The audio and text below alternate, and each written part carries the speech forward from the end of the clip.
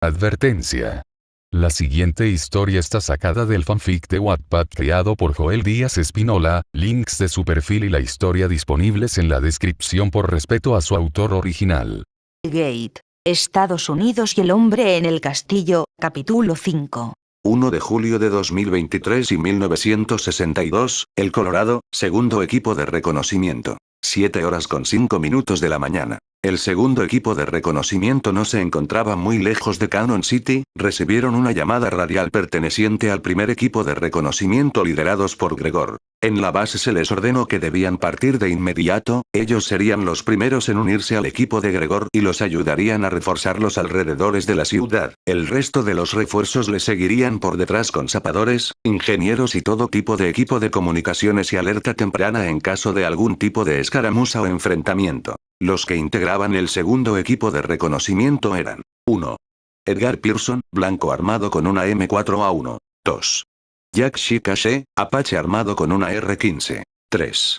Lewis Whitco, Sioux armado con una R15. 4.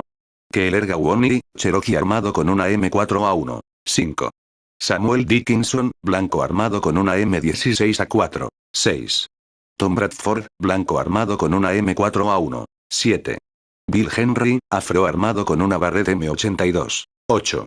Carl McGregor, afro armado con una M249. 9. Mario Cortés, hispano armado con una M4A1. 10.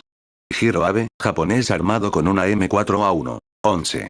Alfonso Villarreal, hispano armado con una M110 SAS. 12.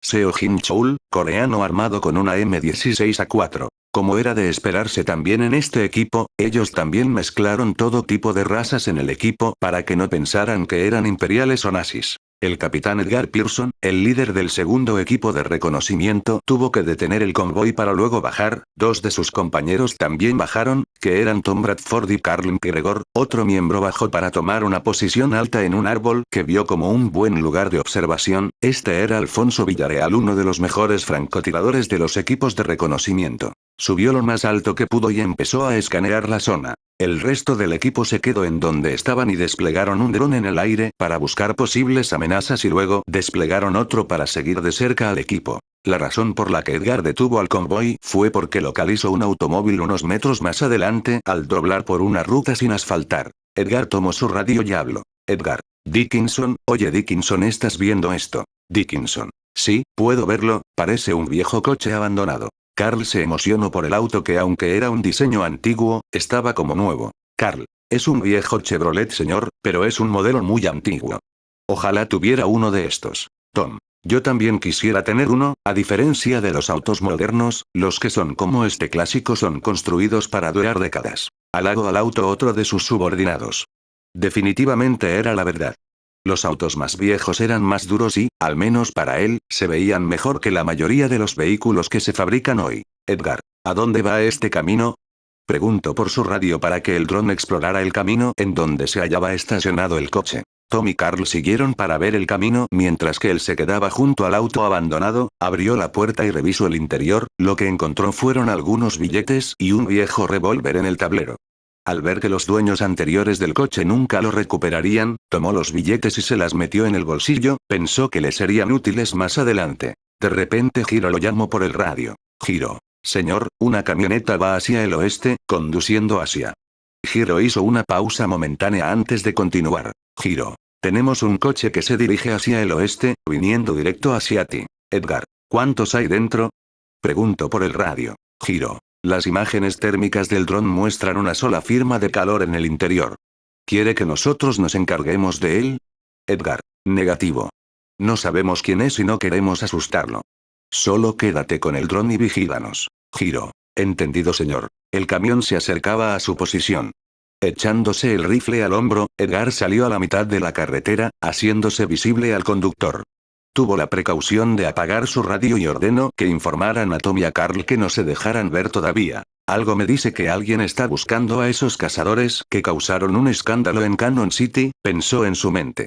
Cuando el camión se detuvo, un hombre de unos 50 años salió de él. Desconocido. La última vez que lo comprobé, el Rage no operaba oficialmente en la zona neutral, dijo el hombre con una sonrisa. Desconocido. En cualquier caso, Heil Hitler. dijo el hombre mientras levantaba su brazo derecho en un saludo nazi. Al ver que quería averiguar qué estaba haciendo este hombre aquí, lo aceptó. Edgar. Heil Hitler. Tuvo que tragarse su vergüenza y su enojo por tener que decir eso. Incluso si era para ayudar a la misión, las palabras sabían amargas en su boca. Desconocido. Entonces, ¿qué trae a un capitán de la Wehrmacht estadounidense hasta Cannon City? Dijo con un tono sospechoso. Edgar. Buscando combatientes de la resistencia estadounidense. No le estaba mintiendo al hombre, su misión implicaba contactar a cualquier grupo de resistencia que pudieran encontrar.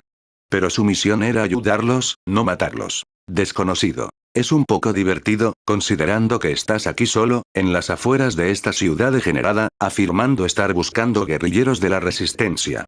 Bueno, déjame decirte algo. El hombre de repente apuntó con su arma a Edgar, apuntándolo antes de que Kenner pudiera alcanzar su rifle. Desconocido. Ahora tira ese rifle que tienes allí, o te clavaré 2 tiros en el pecho y me los llevaré. Edgar agarra lentamente la correa de su rifle, pasándosela por encima del hombro, colocándola en el suelo y pasándosela al hombre. Desconocido. Bien. Dijo el hombre con una sonrisa sádica en su rostro. Desconocido. Ahora, tal como lo veo, eres un traidor al Reich. ¿Quieres saber por qué? Edgar. Por favor, explícame. Desconocido. Porque sé con certeza que no hay operaciones militares en curso aquí. No podemos operar aquí oficialmente, pero hay formas de evitarlo. Ahora, originalmente estaba buscando a algunos de mis amigos que fueron en busca de un fugitivo del campamento Moulton. Pero como te encontré aquí, te llevaré al puesto fronterizo del Reich en el condado de Lincoln, y serás ejecutado por traición a la... Fue interrumpido cuando un fuerte crujido rasgó el aire, y una ronda de la OTAN de 5,56 milímetros le atravesó la mano, como si estuvieran en espera. Todos los miembros de su equipo emergieron del follaje circundante, así como de los conductores de JLTV, cuyos conductores pisaron el acelerador a fondo para llegar a su posición. Lewis. ¿Está bien, señor? Edgar. He estado mejor, por cierto. Buen tiro, Alfonso. Felicito al sniper. Alfonso. El comandante estará feliz de que tengamos a uno de estos tipos con vida. Edgar. Quítenle todo objeto personal, no lo va a necesitar. ¿A dónde va? Al mirar el rostro del hombre, solo pudo distinguir el horror y la confusión al ver a 12 individuos armados rodeándolo y llevándolo bajo custodia. Cuando sus médicos comenzaron a aplicar gases en la mano del hombre, se arrodilló para mirarlo de frente. Edgar. Creo que nunca me presenté, mi error. Mi nombre es Capitán Edgar Pearson del Ejército de los Estados Unidos. Estos 2 individuos que atienden tu mano son mis médicos. Dales las gracias, o intenta escapar, pero te advierto que ellos tienen mi permiso para volarte las rodillas si lo intentas, bastardo nazi. Sus soldados reprendieron a su capitán por haberse expuesto y arriesgarse innecesariamente. Si no hubieran sido alertados por Alfonso, ya estaría muerto. Pero Edgar les dijo que él no tenía miedo de morir y que estaba preparado para morir por su país de ser necesario. Fue entonces que el prisionero volvió a hablarle. Desconocido. ¿Crees que eres el primer miembro de la resistencia en morir? Hemos masacrado a miles antes que tú, y el mismo destino les espera a todos. Hizo una pausa mientras miraba a los integrantes del equipo con disgusto en su rostro. Blancos, negros, asiáticos, hispanos, estuvieron representados en los 12 operadores. Desconocido. Rechazados de todos los rincones del país, como se llaman a sí mismos entre ustedes. Porque eso es todo lo que puedo ver aquí, indeseables que necesitan ser purgados. El hombre los insultó y luego les escupió. Bill. Entonces, ¿qué haremos con el señor nazi? Jack. ¿Quieres que lo atemos y lo llevemos hasta que volvamos a través del portal? Mario. Creo que podríamos sacarle información útil para Washington. Métanlo en la parte trasera de uno de los camiones y vámonos a la ciudad. ¿Washington? Jajajaja, esa ciudad no es más que un desecho radiactivo. Fue silenciado por un golpe en la mandíbula del capitán Edgar, dejándolo inconsciente por lo que quedaba de viaje. Edgar. Me enferma oírlo hablar y me cansé de escucharlo. Edgar dijo con una media sonrisa en su rostro. Samuel. Ya somos 2. Dijo Samuel, que era judío de religión. Edgar. Muy bien, volvamos a la carretera y dirijámonos a la ciudad. Es hora de saludar a los lugareños y a nuestros compañeros. Cuando regresaron a sus vehículos y se dirigieron hacia el oeste por el camino de tierra, comenzaron a ver algunos signos de civilización. Los edificios con los que se encontraron eran viejos y necesitaban desesperadamente un poco de atención. Cuanto más lejos viajaban, más edificios encontraban. Luego comenzaron a ver algunas personas.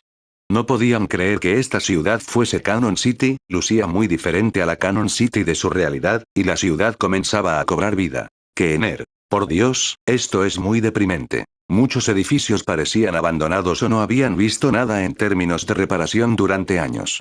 Mientras miraban a la gente del pueblo, se sintieron aún peor. Luego de un rato conduciendo se encontraron con el primer grupo de reconocimiento justo frente a un restaurante o cafetería. Todos detuvieron sus vehículos y bajaron al prisionero. El primer grupo de reconocimiento les indicó dónde estaba la comisaría para que encerraran a ese sujeto y fue allí donde lo llevaron. Dentro de una de las celdas se encontraba el marshal encerrado. Colocaron al cazador nazi dentro de una segunda celda, luego se marcharon y lo dejaron con el vigilante que era Kevin. Se reunieron con Gregor en el restaurante en donde lo acompañaba el señor Lemuel Washington apodado Lem, el propietario de una cafetería en donde estaban, y además resultó que él era un miembro de la resistencia. Luego de comprobar que no formaban parte del Gran Reich alemán o de los estados del Pacífico japonés, decidió en confiar en estas personas. En la conversación que tuvieron, salió a la luz que ellos en realidad eran miembros del ejército de los Estados Unidos del siglo XXI, para ser exacto del año 2023, también que en su realidad los aliados vencieron a Alemania y que Adolf Hitler se suicidó en su búnker. Esta revelación conmocionó a Lemuel. Luego le dijeron que la bomba atómica no cayó sobre Washington, sino sobre las ciudades japonesas de Hiroshima y Nagasaki, y que fue Estados Unidos quien lo hizo. Lemuel no podía creerlo, no se lanzó una sino dos bombas atómicas.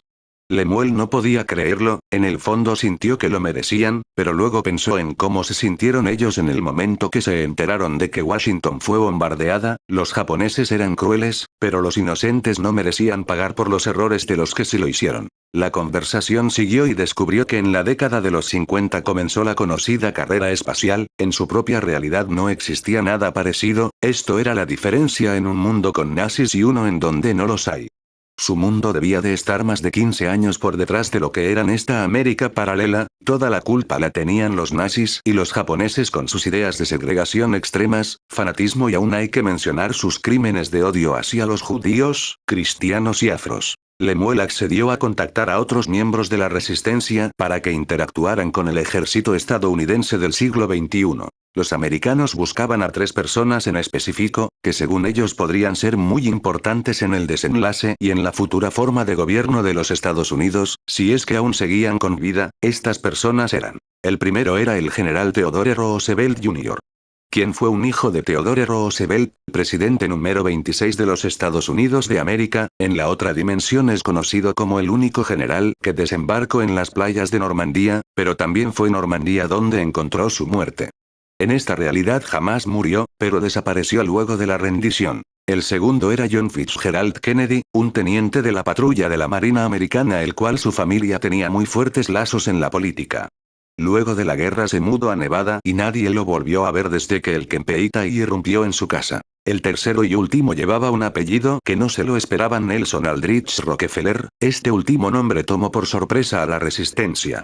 Los Rockefeller fueron alguna vez la familia más rica de los Estados Unidos, pero desde que los nazis tomaron todo el territorio de la nación, la familia solo desapareció y con ellos la fortuna de los Rockefeller. De todos modos, si estas personas de verdad eran tan prescindibles para su libertad, entonces harían todo lo posible para encontrarlas. Poco podían saber que de hecho uno de ellos se encontraba más cerca de lo que esperaban. En solo un mes toda la resistencia se enteró de que el ejército de los Estados Unidos había renacido y se hacía llamar el Ejército de la América Libre. La tensión en la zona neutral pronto comenzaría a llamar la atención del Sicherheitsdienst, traducido al español como Servicio de Seguridad, y de la Kempeitai, que es la Policía Militar Imperial japonesa. Muy pronto tendrían problemas desde ambos frentes, pero algo estaba a punto de cambiarlo todo. Aquí termina el capítulo del día. Esperen al siguiente video para disfrutar de esta versión narrada de la historia. Nos vemos.